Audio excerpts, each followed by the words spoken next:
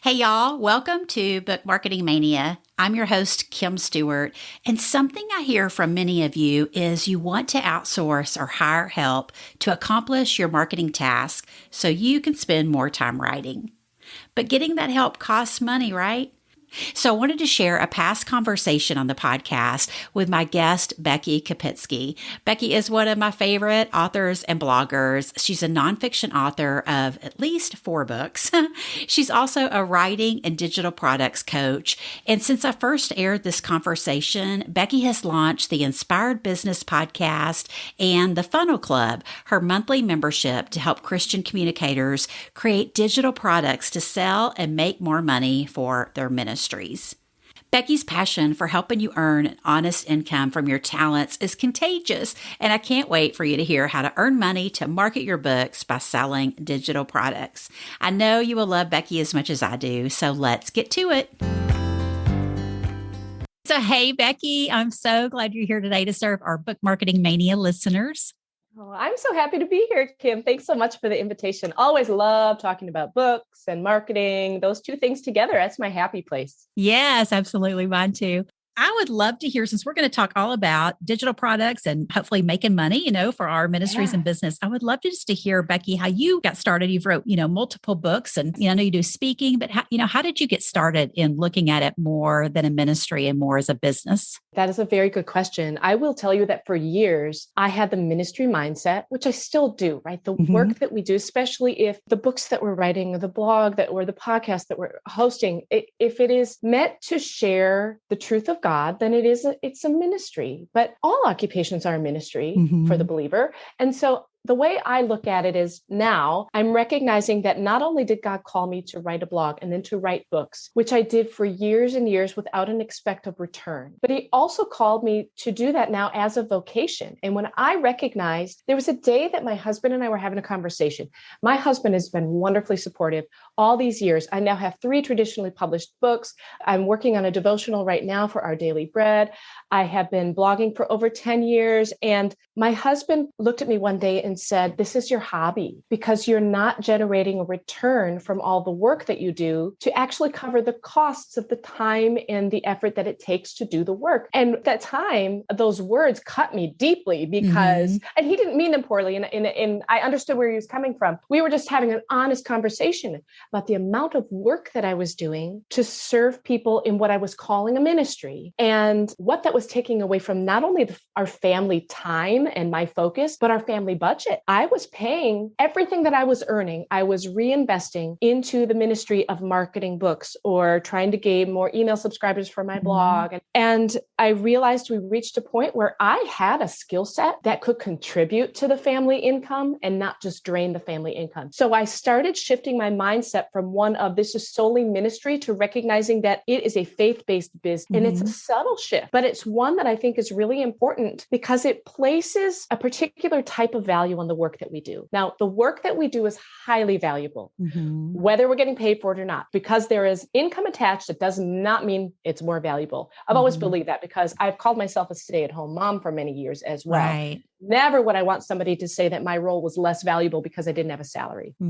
But I think I started treating my writing work with more, maybe more respect for myself when I started realizing that this also could be an income. And it was honoring to my husband to trade my time for some income. And when I recognized I had a skill set that could sustain not just my family, but my ministry, that's when it really took off because I had been spending so much money trying to keep my blog and my book marketing afloat. And when I realized that I also had the ability to earn money to cover those costs, that's what enabled me to continue doing the work that I love to do and that God called me to do. So for example, you know what it costs to run, whether it's a podcast or a blog or to market a book. I was paying for third-party publicists for one of my books. I was paying for social media managers. I'm paying for ConvertKit. I'm paying for my website, all of the expenses. I mean, even just the endless ink that my very cheap printer needs to use. And all of these expenses were not being covered, even after a book advance, even after some monetization on my blog. And so I recognized it was not only okay to generate an income from the work that I did, but it was actually good stewardship. So that's when I started shifting my approach toward what I do. It's absolutely still a ministry, but it is okay and wise to generate a God-honoring income from it, using God-honoring principles. It's not about earning money for the sake of money. It's about earning money because of what it can do and how it can sustain and continue to empower the ministry that God has called me to as a vocation. You can just do so much more, right? Whenever you have that income coming in. And I imagine that's a conversation that a lot of our listeners have had, as well as myself with my own husband. So I certainly appreciate that. So tell us about the different offerings you do have in addition to the books you sell. Yeah, well, I started, first of all, by selling some digital products that were related to my books. And so I write books for women, wives, Christian living, moms. But then I've also started doing more coaching to other writers and others in ministry who want to learn how to monetize, to keep their ministry sustainable. So I have a series of products that are related to my women mom audience. I started by writing some digital Bible studies and a devotional that was related to one of my books. And those products alone I love them, and they serve people beautifully. And then I also switched gears to creating products that can help other people do what I was doing, which is, for example, learning how to earn a God-honoring income from your ministry, whether you are writing or speaking. And so I teamed up with some other writers and speakers in our space. I teamed up with Lisa Jo Baker and Katie Reed and Jonathan Purifoy, who is Christy Purifoy's husband, and he is a business consultant. And the four of us formed a company called Ministry to Business. And we put out a digital product. It's a $29 digital guide. It's a 90-page digital guide. And it essentially shares everything that we know in 20 different categories, 20 different strategies on how to earn an income from the work that you do as a writer, as a speaker, as a podcaster, as a coach. How to do that in a way that keeps your ministry sustainable. So that guide was the first top-selling product that I have created. And I learned so much from various courses I've taken or various experts or coaches that I followed. And I pulled all of that knowledge together to create a sales funnel for our own digital product that teaches people how to monetize. And from there, it just blossomed. And my understanding now of how to set up an automated sales machine behind a product that you have to offer, what needs to be done and how to do it well, and how to do it in a way that can reach more people in less time, so that the work that we do, we can work in our sweet spot, right? So set up an automated sales funnel so that the product is selling behind the scenes while I work on writing devotions or I go to a volleyball game with my kids. So that's really the goal, is just for me, is to set up that type of system. So again, I started with my own devotionals, my own Bible studies for moms and children, and then the Ministry to Business Guide.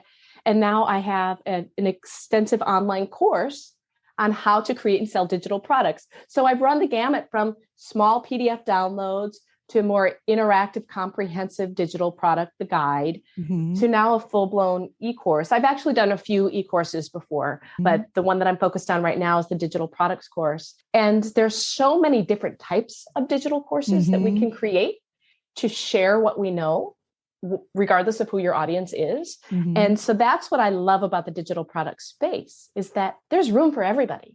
Yes, so room true. For a variety of topics and a variety of audiences to glean your wisdom, what you have to share in a digital product, so that the income you generate from that can continue to support your passion projects, whether it's writing a book or doing some sort of painting, or maybe it's, selling your art, or whatever it is that you love to do. You can continue to do it when you are using the skills that you use for what you love to do to build a sales funnel to generate a floor of income. It's sort of a full circle. Yeah, it is. When you were talking about, the money that we spend to run our ministries and businesses, all the behind the scenes money, but then it's also all the courses we have to take, right, to learn how to do some of these things, and the coaching that we need to do it successfully. And all those things certainly add up. So I have to give a shout out for your Ministry to Business Guide. So, when I first downloaded it, I was like, oh, it's a little PDF. I love these gals and they're great. I know they could teach me something. So I'm going to download this little PDF. holy cow. I mean, I was so blown away because it is like all these things, right? But it's not like just a list of things. I mean, you guys go into some major detail on how to do each of these things, like the speaking and how to do digital product. I was so blown away by it. So kudos. That's an amazing product. And we'll definitely put a link in the show notes for that. Fantastic. So speaking of courses, so an author, if they wanted to develop a course surrounding their book topic, how would you suggest and I know this is like, they need to really dive into your course to learn the details of this, but just kind of at a high level, would they start thinking about that when they're writing their book, or is it something that they do afterwards to take their readers maybe on a deeper journey? Or do you find there's people that maybe don't want to read a book and they would rather take the course instead? It's all of the above. So you can definitely, if you're considering doing a course to accompany your book, it's great to have that in mind as you're writing the book content. But if you've already written a book, if you already have a book that's been in the stores for a while, then why not consider creating a supplement to that book in the form of some sort of online teaching, an online course, because it's a wonderful resource, like you said, for those people who really prefer that medium, or maybe they enjoy that medium as a supplement to the book. Because consider how many opportunities there are, not only for individuals, but for small groups to engage in your book. If there is also some sort of video component or teaching component where they feel like they're interacting with you. So it's sort of an opportunity to market, to promote yourself at the same time you're promoting your book, because people want to see your face. They want to hear what you have to say. They want to connect with you as the author. Not to glorify you, the author, right? It's always about the content, and the focus for us as Christian writers and speakers is on glorifying God through our content. But God has given us the gift and the ability to deliver that. So to do that in some sort of a video format helps the reader to connect, and you help your reader then to explore the book content in a way that is fresh for them, that is interactive for them. So definitely, if you're writing a book right now, consider if you have reflection questions at the end of each chapter. That's something I like to do at the end of each chapter of each book that I write, list of reflection questions for a small group. How can you condense some of what you've talked about in each chapter, or present maybe with some new illustrations, some new stories, some in a fresh way, summarize the content of that chapter so that they do still need to read the book in order to fully understand, or in order to get, it's not a repeat, right? It's not a repeat, so that there's a reason people will want to dive into your book. There's a reason people will want to dive into your video, and the two things can be complementary. And then not only have you built a stronger connection with the audience, but you are enabling them to build a stronger connection to your book material. And it's perfect for small groups. I will tell you, Kim, I don't know about you and your church, but my church right now is really leaning toward video-based studies for our women's Bible studies, because it just lends themselves. Yeah, people can't get together, or even if they can, they like to have someone teaching from the front. And it's a way that enables women to get solid teaching without stretching the church staff, because they don't have to do the teaching, and consider how that is an asset to your book and another motivation for a small group to purchase your book and to go through your study in a church or organization setting. So again, having said that, you don't have to have that in mind from the very beginning, but it is something that is definitely valuable to consider. But one caveat is make sure, if you're traditionally published, that you have a conversation with your publisher about what rights you have to that material. Okay. Because it's possible that in the contract, it will say any ancillary product, any supplementary product, whether it is a video or a workbook or a study guide, would be considered their material, their rights, their ownership, unless they relinquish it to you or so if you are at the beginning stages, consider putting in your contract, I want to create a video study based on this. And it's possible that your publisher will actually help cover the costs of that. Consider even publishing that for you, in which case it becomes a different scenario from doing your own digital product. But again, the benefits of engaging with your audience through a video course remain the same, whether you are publishing it or your publisher is handling that. Yeah.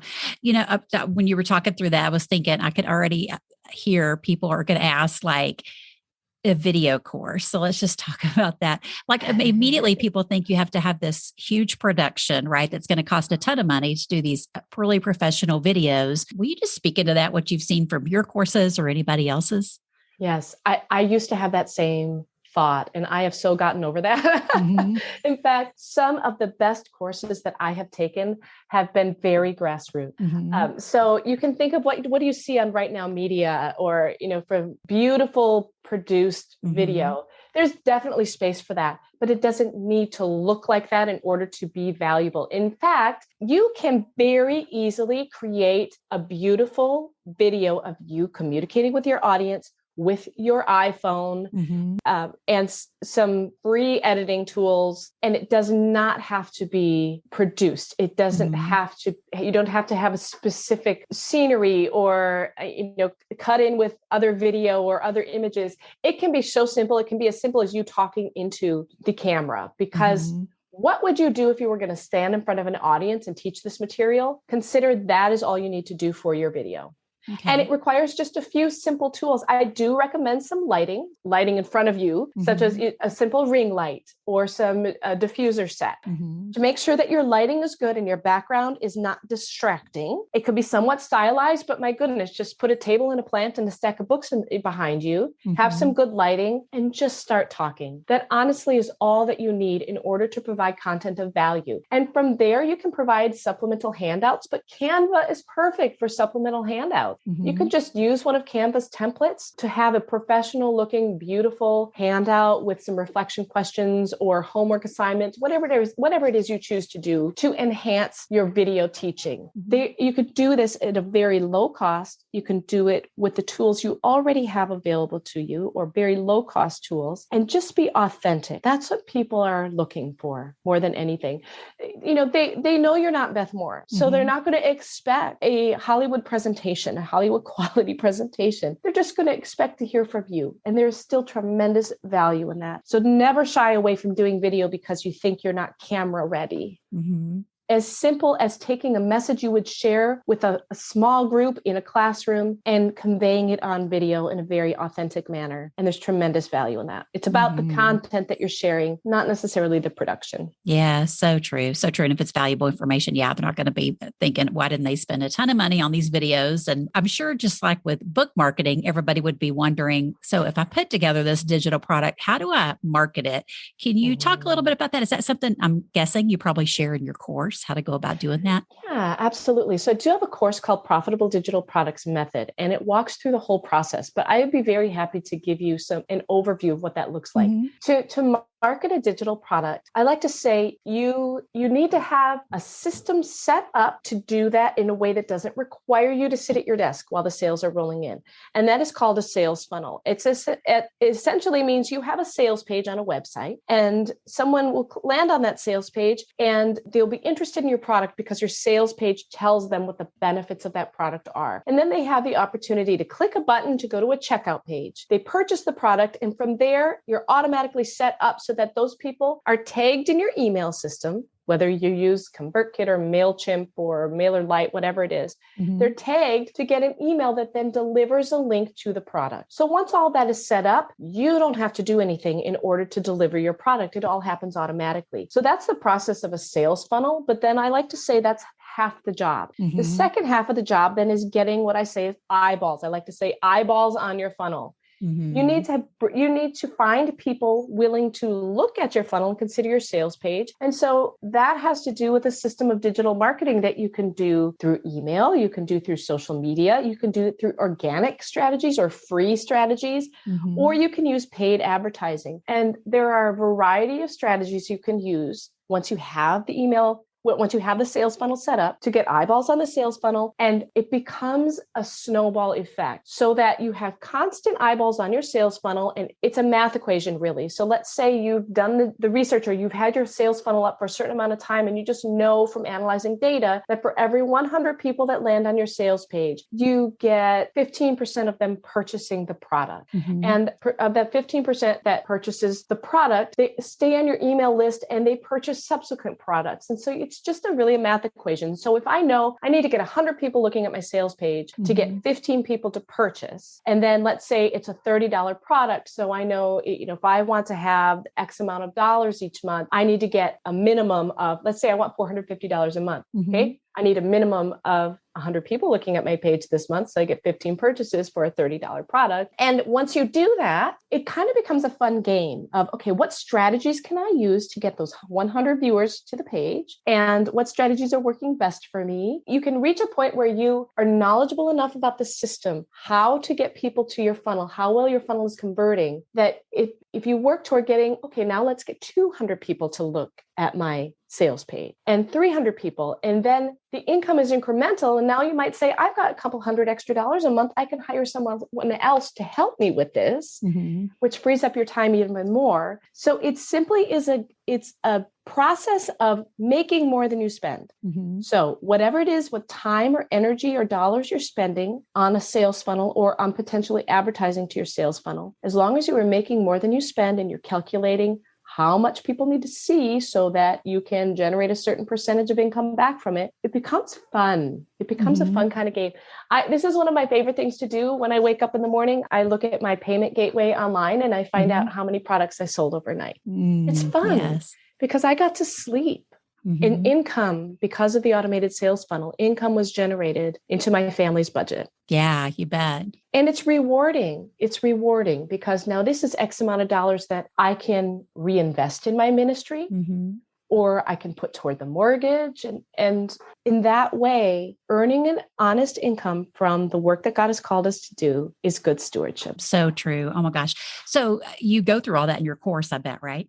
Yes, in detail. Yeah, because that's hard stuff to grasp. And so, yeah, when we get an idea of, okay, I'll put together this kind of product, but then it's like, it's just like writing your book, right? Okay, I'll write this book, but then I don't want to market it. I don't know how to market it. And same thing. I don't know how to market my digital products. Is your course open? The course is evergreen because I want it to always be available. The time is right for different people at different times. So I like to make sure that this product is evergreen. So, and I actually have a free masterclass, which you've seen, Kim. Yes, I did. Yes.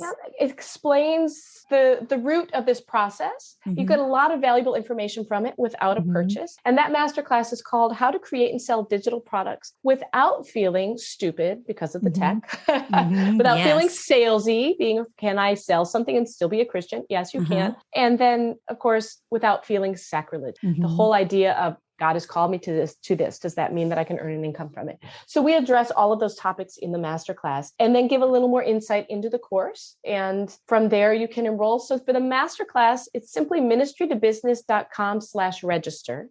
Okay. And that's the evergreen masterclass. You can join at any time. Okay, and perfect. More information about the course itself is there. I also have a sales page for the course. That's ministrytobusiness.com/PDPM. And we can talk more about that if you would like to put it in show notes, but PDPM for profitable digital products method. So we have a sales page where we explain more about the process offered in the course, but also that free masterclass. I really encourage people to take advantage of it because it's meant to teach and encourage whether or not you enroll in the course. I just feel very strongly that more and more people in our space, book writers and speakers, need to be aware that this is an opportunity for you and to get some tips on how to get started and how to overcome some mindset struggles. I don't even like that word, mindset. I think a lot of secular coaches use it and abuse it. So to me, I'm talking about taking every thought captive and ensuring that the way we are addressing our businesses is aligned with scripture. So that is something that I've been through a hard fought process of learning that myself and freeing myself to recognize that good stewardship means it is okay to earn an honest income if God has called me to this work as a vocation. Yeah. You went through a lot of that on your masterclass, I know, and then, touched on a little bit of the technology and the funnels and some of those things. It was tons of information, right, that you get if you are not able to do the course today. I would definitely do the masterclass and I'll put a note in the show notes for that. I also want to ask, because I didn't know about this either, the huddle that you guys are doing at Ministry to Business. So will you share about that too? Yeah. The Ministry to Business has a coaching group and it's interesting. It's called The Huddle. It's our online coaching group. We have about 250 members in there right now. It's a really active group of people. We love it. We continue to grow it because it is a space where all writers, speakers, podcasters, coaches, whatever teachers, whatever your passion is in this area of online communication, we welcome you into the huddle as a safe place to ask questions and learn more about monetizing in particular. So it's a coaching community where Katie Reed and Jonathan Purifoy and I are in there, and Lisa Jo Baker has been active. She's stepped aside for a while now because she has a big book deadline to work on.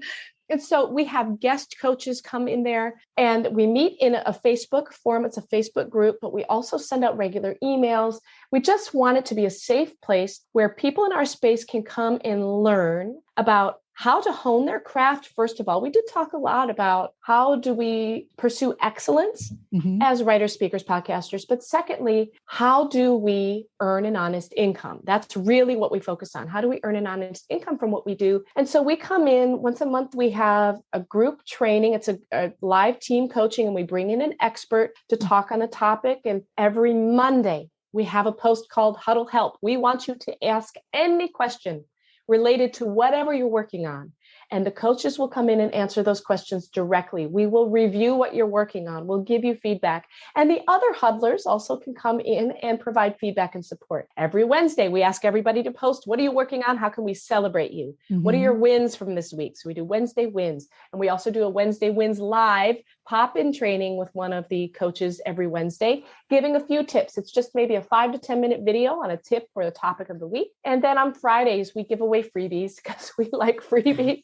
And so we have contests where you can enter to win. Some Fridays, it's here's a $50 Starbucks card. Everybody can use it until it's gone. It's just a fun community where we welcome people in to feel like it's a safe place to explore this topic of earning an income from your ministry work, because so many of us have had misgivings about that in the past, misunderstandings about it in the past, have even been criticized for selling something. So we want it to be a safe place where we learn together what are some of the strongest principles that we can apply to earning a God-honoring income from the work that we do, and why. Why is that okay? And then how? How do you do it? How do you grow that audience? How do you grow your list of buyers?